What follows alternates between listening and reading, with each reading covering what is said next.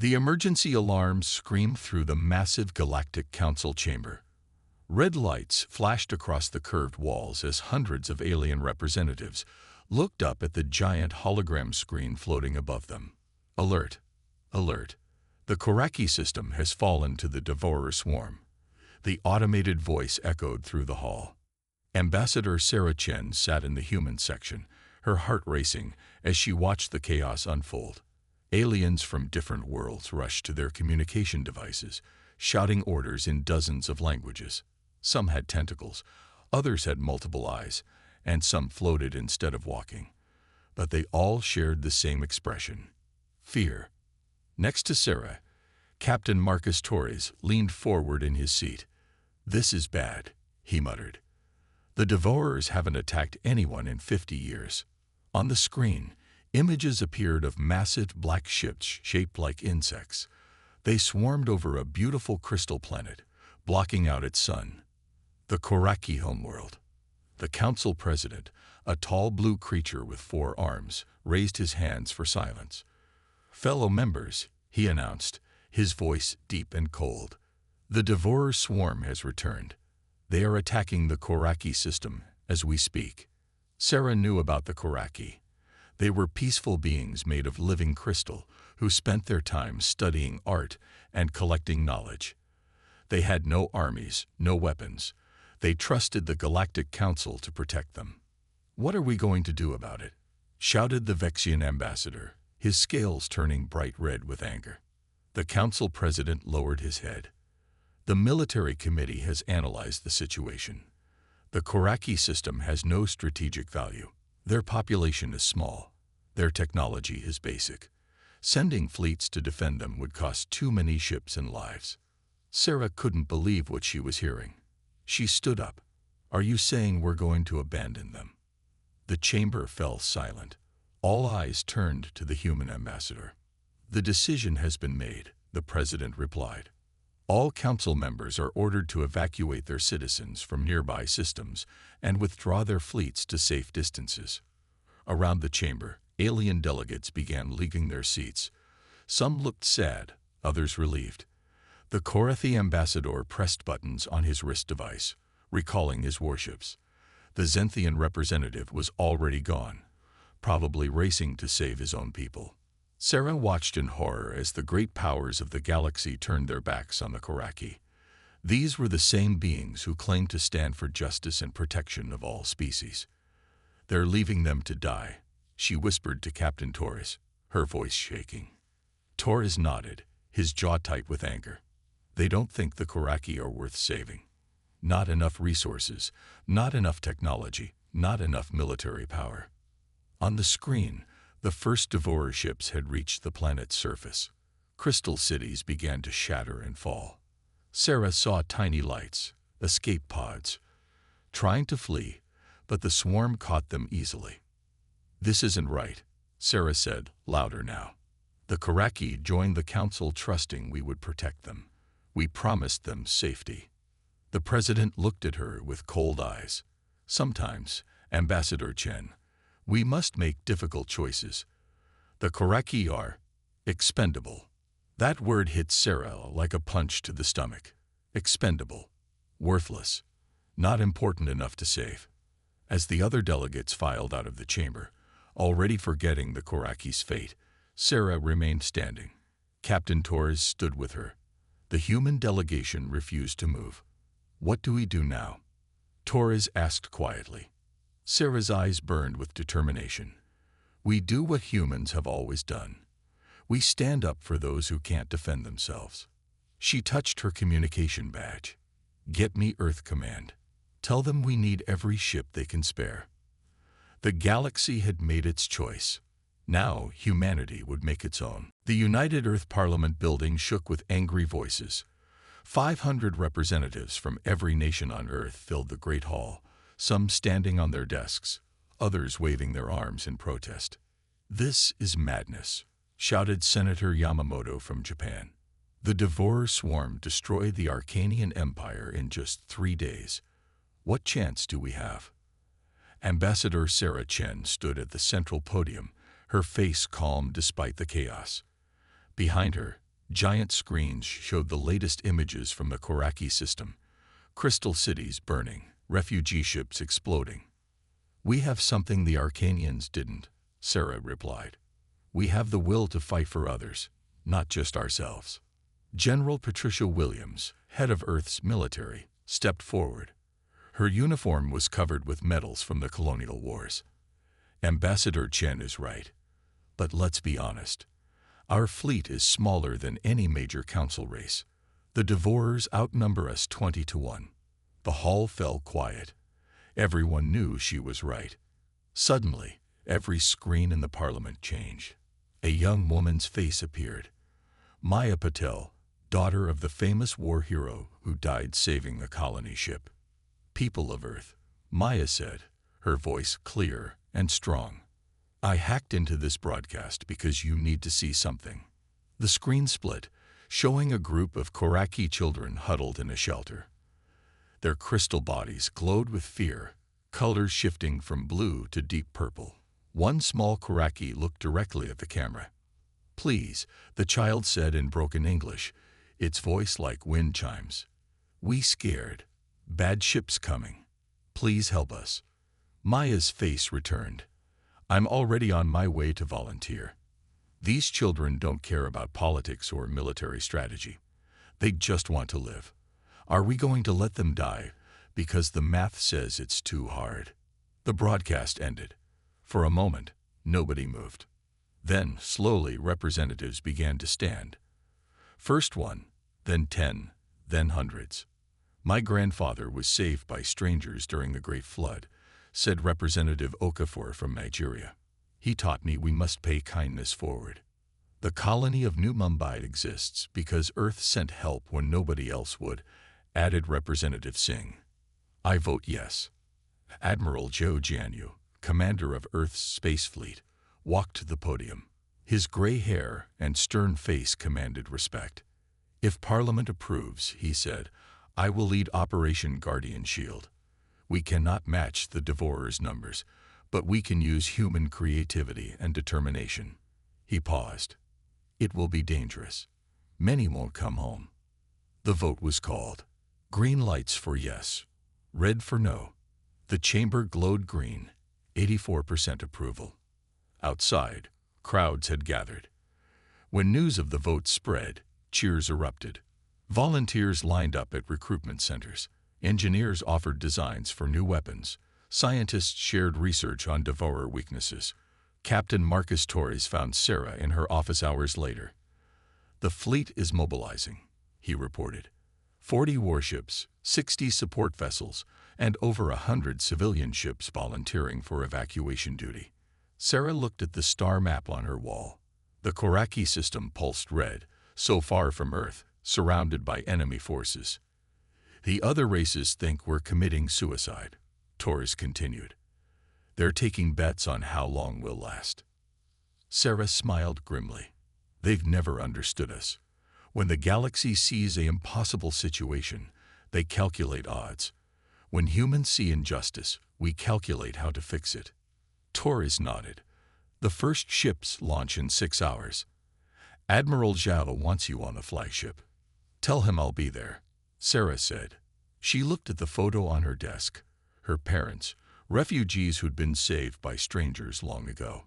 "We're going to show the galaxy what humanity stands for." As Earth's fleet prepared for battle, the rest of the galaxy watched in disbelief. The humans were really going to fight the unbeatable enemy. They were really going to risk everything for strangers. They were about to learn why humans never give up. The human fleet dropped out of hyperspace at the edge of the Koraki system. Dr. Elena Vasquez pressed her face against the observation window, gasping at what she saw. 3 planets made of pure crystal orbited a white star, each one sparkling like a giant diamond. "Beautiful," she whispered. As Earth's top xenolinguist, Elena had studied many alien races, but the Koraki fascinated her most. "Devourer scouts detected," announced the ship's eye. 15 vessels approaching our position." Admiral Zhou's voice came through the comm. "All ships, defensive formation. Science vessel Aurora, begin first contact protocols." Alina rushed to her station. The first challenge was communication. The Koraki didn't speak. They used patterns of light and color to talk. A small Koraki ship appeared on the screen. It looked like a crystal butterfly, its wings pulsing with blue and green lights. Alina activated the translation matrix she'd been developing for months. Unknown vessels. The light patterns translated. Why have you come? The destroyers are here. You will die with us. Alina responded through the light emitter. We are humans. We've come to help. The Koraki ship went dark for a moment, then burst into rapid flashes of yellow and white. Confusion and surprise. No one helps, came the reply. The council abandoned us. Why do you stay? Because it's the right thing to do, Alina answered. The Koraki ship moved closer. Through the viewport, Alina saw its pilot, a being made of living crystal, shaped like a four-armed starfish. Its body shifted through rainbow colors. I am Prism of Learning, the being introduced itself. I study the memories of all races. Come to the surface. I will show you something important. Admiral Zhao hesitated. Could be a trap. I don't think so, Alina said. The Koraki don't lie. They can't. Their emotions show in their colors. An hour later, Alina stood in a vast crystal library on Korik Prime. Holographic records filled the air, the history of 1,000 civilizations. Prism of Learning led her to a special section. The Devourers came before, he explained, his body pulsing with orange light. Many times, we saved the memories of every race they destroyed. Alina watched in amazement as ancient battles played out in light. Alien fleets using forgotten weapons, clever strategies that almost worked. You saved all this knowledge, she asked, but you never built weapons yourselves. Prism of Learning turned deep blue. Sadness. We are keepers of memory, not warriors. We hoped others would protect us so we could preserve the galaxy's history. Alina touched a crystal containing tactical data from the Devourers' last defeat, 500 years ago. This information could save us all. Yes, but we cannot use it, Prism of Learning replied. We do not understand war, but you humans, you know how to fight and how to learn. Suddenly, alarms sounded. The crystal wall showed images of Devourer ships entering the system, hundreds of them, like a black storm. They come for the harvest, Prism of Learning said. They will consume everything. Our bodies, our cities, our memories. Alina grabbed her communicator. Admiral, I need immediate extraction. The Koraki have information that could win this war. Negative, Doctor. We're engaged with enemy forces. You'll have to hold position. The ground shook. Through the crystal ceiling, Alina saw human ships firing at the approaching swarm. Explosions lit up the sky. Your people fight for us, Prism of Learning observed, colors shifting to gold. Respect. No race has ever done this. Alina smiled grimly. That's humans for you. We're stubborn about protecting knowledge and life. She looked at the crystal archives. Now let's put these memories to use. Show me everything about Devourer weaknesses. As battle raged above, human and Koraki worked together for the first time, searching ancient records for the key to survival.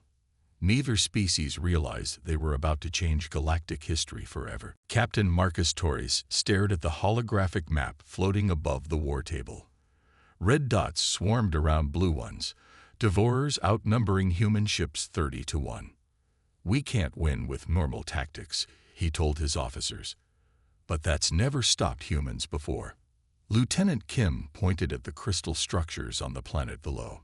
Sir, Dr. Vasquez sent up some interesting data. These towers the Koraki built for ceremonies. They might be our secret weapon. Torres leaned closer. Explain. The Koraki used them to create light shows, harmonic frequencies through crystal. According to these old records, similar tech once disrupted Devourer hive communications. Chief Engineer Rodriguez scratched his beard. You want to turn alien music towers into weapons? That's crazy. Torres grinned. Exactly. Crazy enough that the devourers won't expect it. Get every engineer we have on this. We have 6 hours before the main swarm arrives. Across the fleet, human creativity exploded into action. Engineers, scientists, and even cooks worked together, sharing wild ideas. On the planet, humans and Koraki paired up, racing against time. This tower is 5,000 years old, Prism of Learning told Elena as they worked. It was built to celebrate the joining of our 3 worlds. Elena connected human power cores to the crystal structure. Well, today it celebrates survival. Can your people adjust the resonance frequencies? Hundreds of Koraki gathered, their bodies glowing as they linked with the towers. They'd never used their crystals for violence before, but they understood the stakes. Meanwhile, civilian captains organized something unprecedented, the largest rescue operation in galactic history. "This is Captain Jana Novak of the cargo ship Lucky Strike," came the message. "I've got room for 500 Koraki. Who needs a ride?" Dozens of human cargo ships, private yachts, and even mining vessels lined up at evacuation points. They faced a problem. The Galactic Council had blockaded the system's exit points, preventing unauthorized refugee movement. "They won't let us leave with Koraki aboard," Novak reported to Torres. Torres made a decision that would later be called the Human Gambit. "All civilian ships," he broadcast, "on my mark, scatter in every direction. They can't stop all of you. Military vessels will provide cover." "That'll leave your warships exposed," Novak protested. "That's the idea. We'll draw the devourers' attention while you save lives." The timer hit 0. Human ships exploded into action. Warships engaged the devourer scouts, using hit-and-run tactics learned from studying Koraki records. Civilian vessels raced for jump points, packed with crystal refugees. Some made it through the council blockade. Others were turned back. On the surface, Elena and the Koraki finished their work just as the main devourer fleet arrived. "Crystal Resonance Network online," Elena reported. "All towers connected." "Activate on my command," Torres ordered, watching the black swarm descend. "Let's show them what happens when human stubbornness meets Koraki knowledge." The devourers expected easy prey. They'd conquered countless worlds, consumed entire civilizations, but they'd never faced humans before, a species that turned concert halls into cannons and saw impossible odds as a challenge, not a deterrent. "Now," Torres shouted.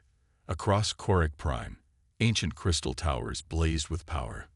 The harmonics they produced were beautiful and terrible, a song of defiance that made the very atoms vibrate.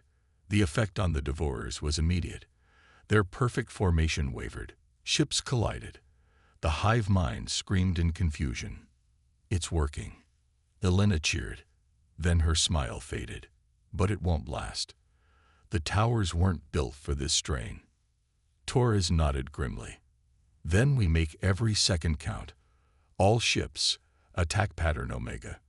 Hit them while they're stunned." The battle for Korak Prime had truly begun, and the galaxy watched in disbelief as humans did the impossible. They made the devourers bleed. The space around Korak Prime became a storm of fire and metal. Human ships weaved between the planet's crystal rings, using them as shields while the devourer swarm pursued them. Commander Lisa Rodriguez gripped her carrier's controls as another explosion rocked the ship. "Hull breach on Deck 7, her first officer reported. "Shields at 15%. Through the view screen, she saw the evacuation ships struggling to escape. 3 devourer cruisers had broken through their defense line, heading straight for the refugees. "Not on my watch," Rodriguez growled.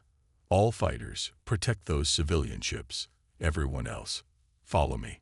We're going to punch a hole in their formation." The human fleet responded like a well-oiled machine. Smaller ships harassed the enemy while the heavy cruisers formed a spearhead. But for every devourer they destroyed, 10 more appeared. On the planet's surface, the crystal towers began to crack. Elena watched in horror as one shattered completely, its light dying. "We're losing the resonance network," She shouted to Prism of Learning. The towers can't handle this power. The Koraki's colors flickered with distress. Without the network, the Devourers will overwhelm your fleet. Above them, Rodriguez's carrier took another hit. Systems failed throughout the ship. She looked at the tactical display. They were surrounded. "Commander," her weapons officer said quietly, "we've lost main power. Weapons are offline." Rodriguez made a decision that would be remembered across the galaxy. She opened a channel to all ships. "This is the Hercules. We're dead in space, but we still have engines. I'm setting a collision course with the Devourer command node." She paused. "It's been an honor serving with you all. Tell Earth. Tell them we kept our promise." "Commander, no." Captain Torres's voice cracked over the comm. "There has to be another way." "There isn't," Rodriguez replied calmly. "Those refugees need time. I'm buying it for them." She turned to her bridge crew. "Anyone who wants to evacuate, do it now. No shame in living to fight another day." Not a single person moved. "You heard the commander," her first officer said. "Let's show these bugs what humans are made of." The Hercules accelerated toward the massive Devourer command ship. Enemy fire concentrated on them, giving other human ships precious moments to regroup. Young pilot Maya Patel, flying escort for refugee ships, watched in tears as the Hercules blazed across space like a meteor. "They're really doing it," she whispered. The collision lit up the entire system. The Hercules slammed into the command node at full speed, creating an explosion that vaporized dozens of Devourer ships. The enemy swarm faltered, their coordination disrupted. "Now," Torres ordered, while they're confused. "All ships, maximum firepower." The human fleet struck with everything they had. Missiles, plasma cannons, and rail guns filled space with destruction. Without their command node, the Devourers couldn't adapt to human tactics.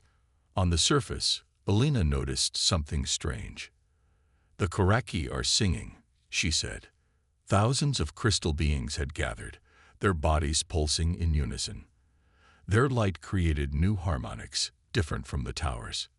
"We cannot fight," Prism of Learning explained, "but we can honor the sacrifice. This is our song of gratitude."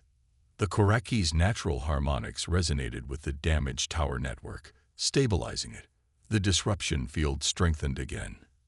"Commander Rodriguez bought us time," Torres announced to his fleet. "Let's make it count. Drive them back." The tide of battle shifted. Devourer ships, confused and damaged, began to retreat. But everyone knew this was just the beginning.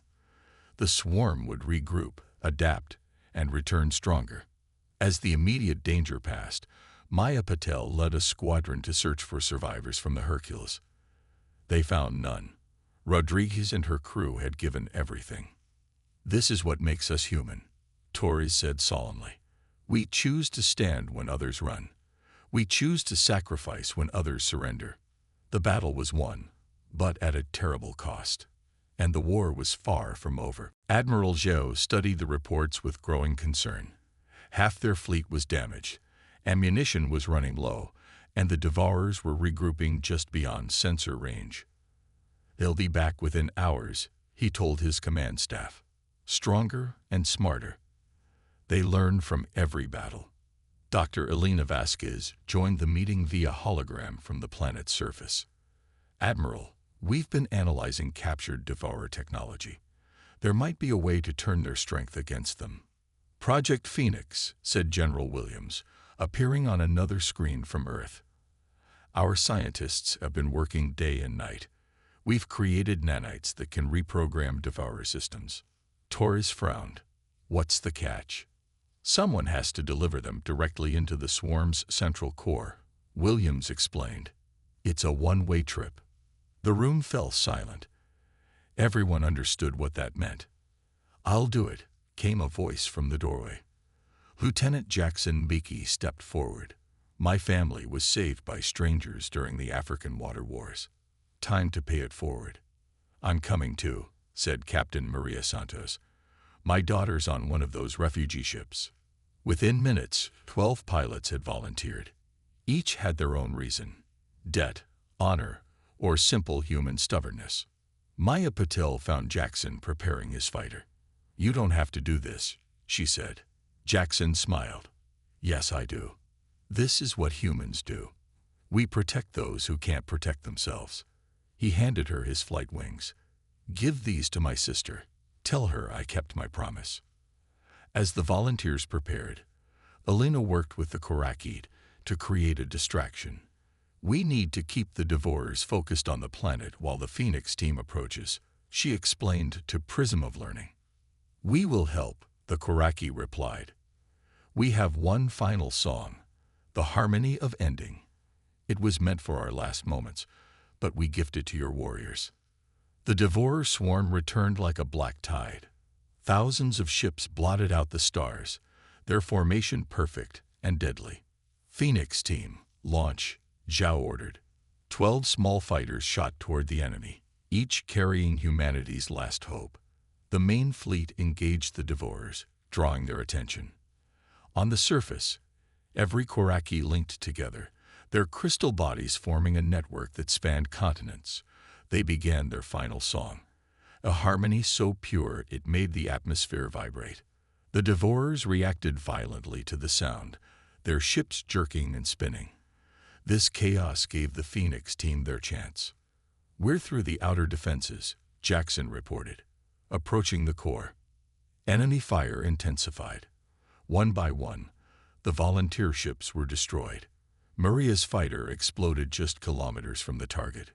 "Jackson, you're the only one left," Torrid shouted.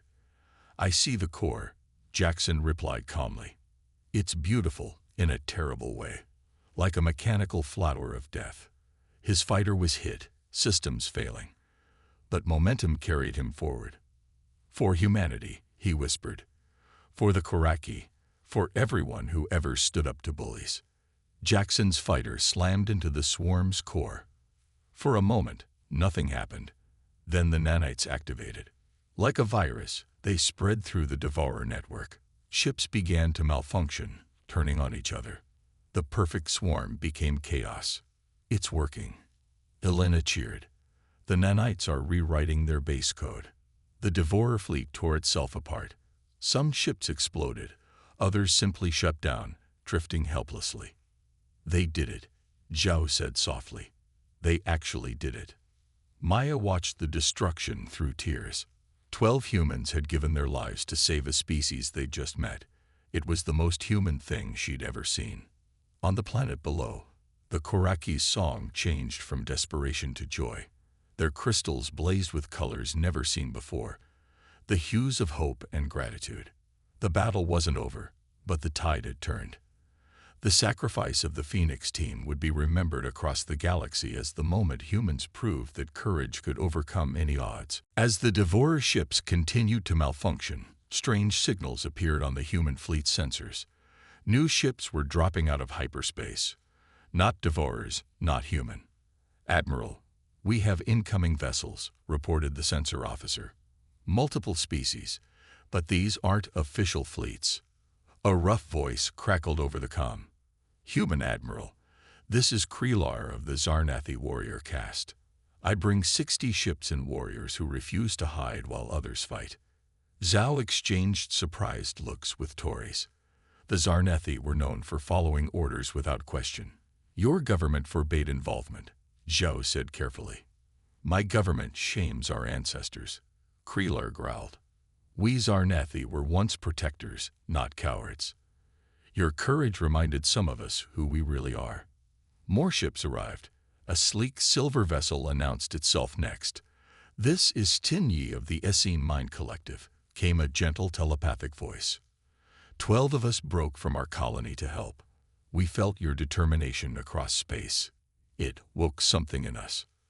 Maya Patel watched in amazement as rebels from 7 different species joined the human fleet.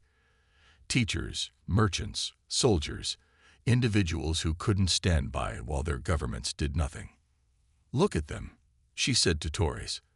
"They're not here because of orders or treaties. They're here because we showed them another way." On Korak Prime, Prism of Learning met the alien volunteers with wonder.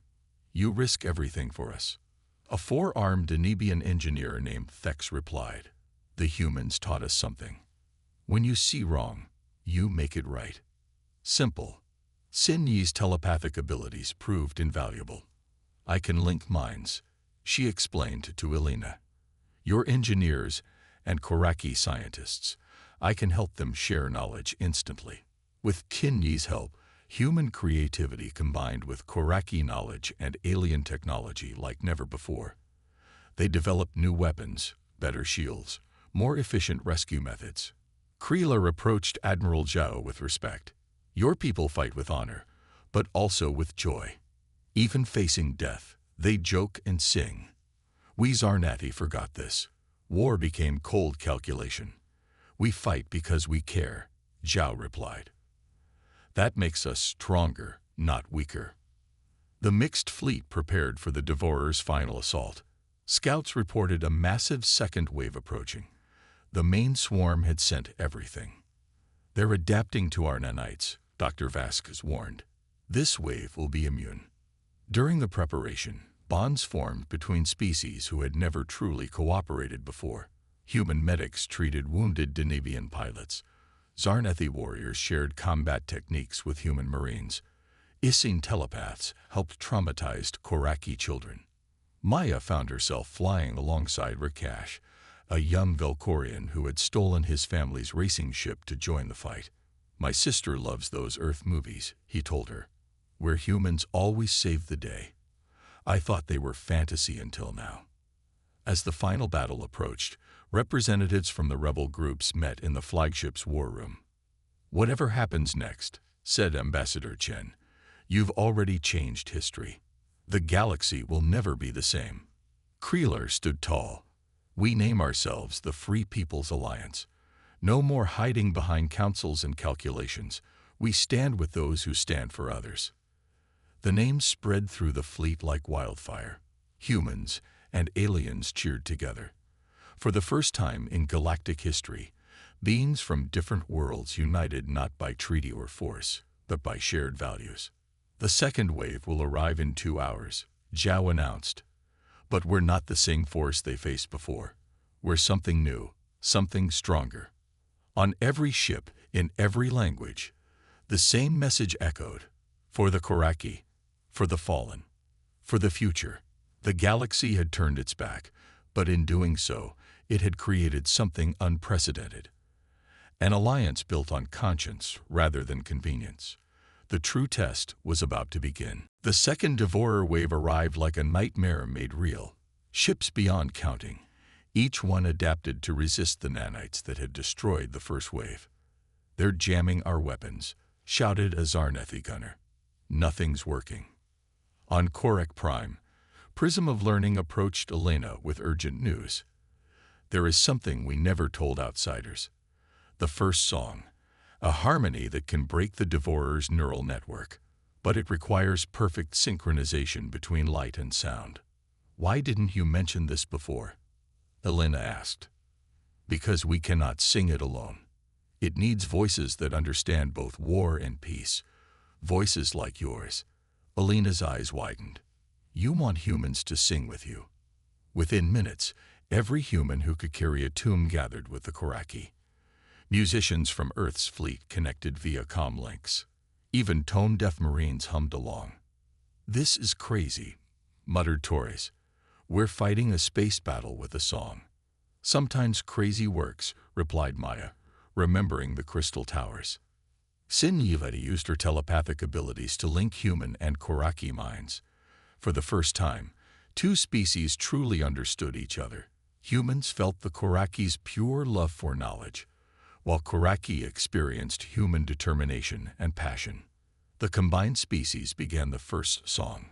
Human voices provided strength and rhythm, while Koraki crystals added harmony and light. The music spread through space itself, carried by quantum resonance. The effect on the Devourers was immediate and devastating. Their hive mind, designed for perfect efficiency, couldn't process the chaotic beauty of the song. Ships spun out of control. Weapons fired randomly. Now, ordered Admiral Zhao. All ships, attack pattern Omega-7. The Free People's Alliance struck with everything they had. Krelar led his Zarnathi warriors in devastating close-range attacks. Orkash and his fellow Volcorians used their racing skills to outmaneuver larger ships. Human vessels coordinated perfectly, their crews singing as they fought.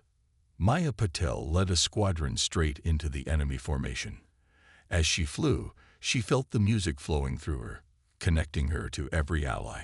She wasn't just fighting. She was part of something greater. The swarm is breaking.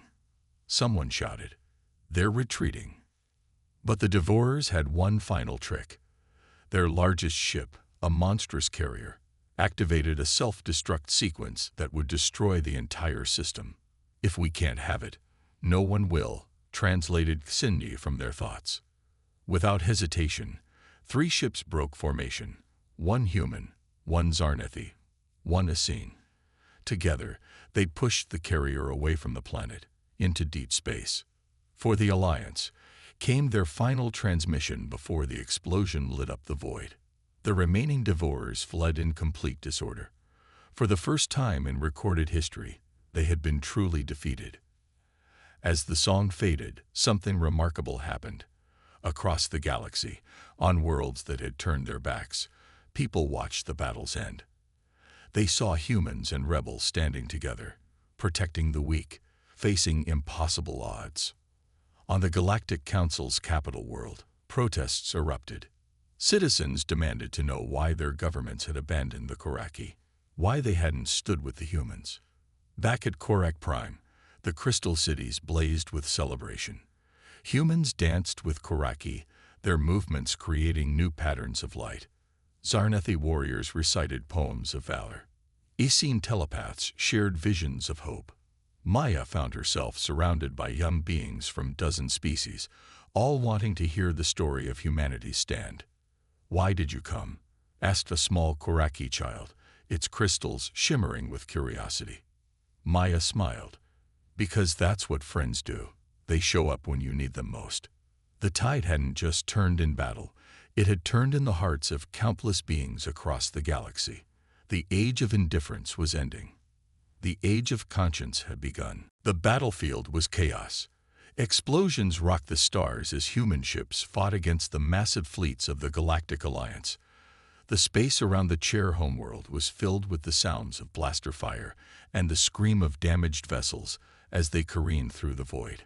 Captain Alina Ford stood at the helm of the human flagship, the Liberator, her eyes focused on the tactical map. The odds were overwhelming. The galaxy's forces, led by the combined fleets of the greatest civilizations, vastly outnumbered the humans and their rebel allies. But Alina knew this battle was about more than just survival. It was about proving that humanity would stand for what was right, no matter the cost. "Prepare for the final assault," Alina ordered, her voice steady but filled with determination. "We fight for the Chair. We fight for justice." Her crew responded with a unified shout, their faces grim but resolute. They had come so far, facing betrayal, loss, and overwhelming pressure from all sides. Now, it was all down to this, the final strike to break the Alliance's grip on the galaxy. The human fleet launched a coordinated attack, using everything they had left. Fighters zoomed into the heart of the enemy formation, weaving through enemy fire and striking their targets with deadly precision. The rebels, alongside the humans, hit the Galactic Fleet's command ships, causing chaos in their ranks. The Alliance ships, once so certain of victory, now found themselves struggling to keep their formations intact. But the real blow came when Alina's ship led the charge toward the heart of the enemy's superweapon. The weapon was a colossal star-destroying cannon, capable of erasing entire planets in a single blast. If they could take it down, the rest of the fleet would fall apart. But it was heavily guarded, surrounded by layers of enemy ships and defenses. "All units, target the superweapon," Alina commanded. "This is it. If we fail here, everything ends." The Liberator surged forward, dodging enemy fire as the rest of the fleet followed close behind. Alina's heart pounded in her chest.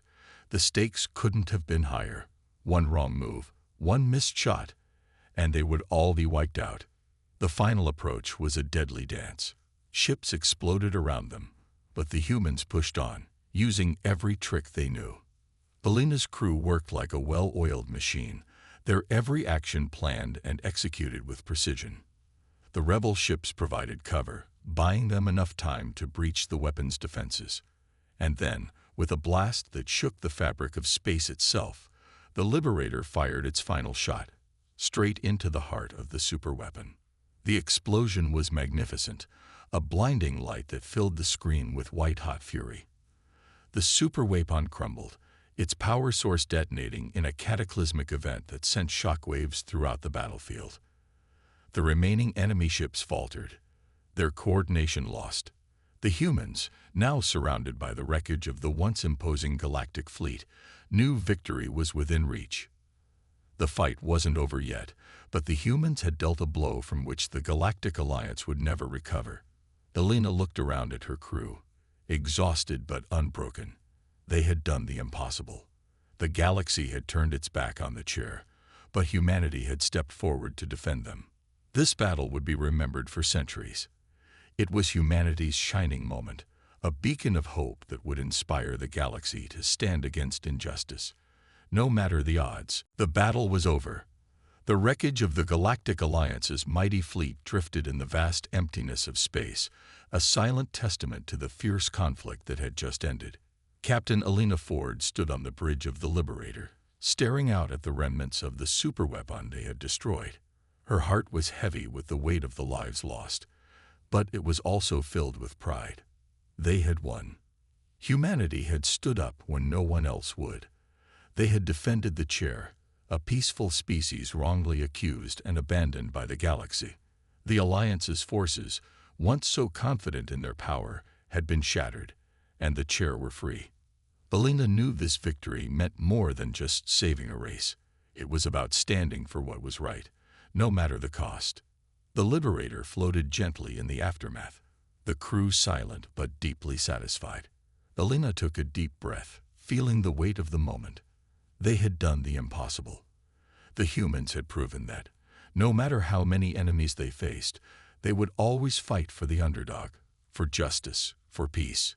"Captain," a voice called out, breaking the silence. It was Lieutenant Harris, her communications officer. "The chair are safe.